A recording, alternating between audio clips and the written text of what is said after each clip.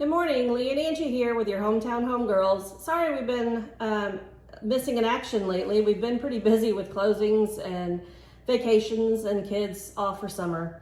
Yes, as we know, probably some of y'all have too. But Angie and I kind of wanted to talk today about some of the things that have come up during this busy season, summer season of, home closings.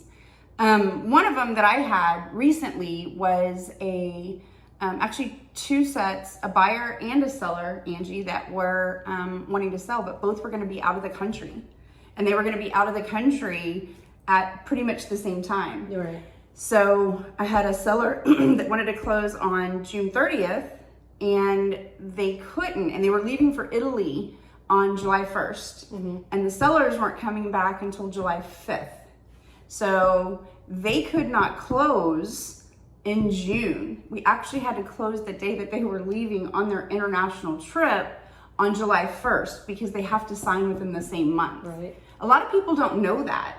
Yeah. And there were a lot of things with that condo that kind of almost put the deal to where it wouldn't have gone if they wouldn't have had a great realtor partner and a great lending partner that understood Exactly. all the little intricacies with absolutely, all the little intricacies with the HOAs and the type of insurance the HOA has and what they're covering.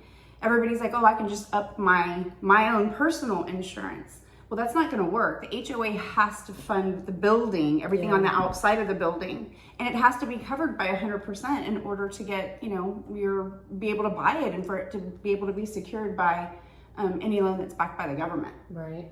Wow. What have you seen lately? I have a buyer that is buying a house with a pool, and so we not only did the home inspection, but I did recommend that they get a pool guy to come out and just to inspect the pool, look it over, make sure there's not going to be any noticeable major issues. Yeah, that's super smart.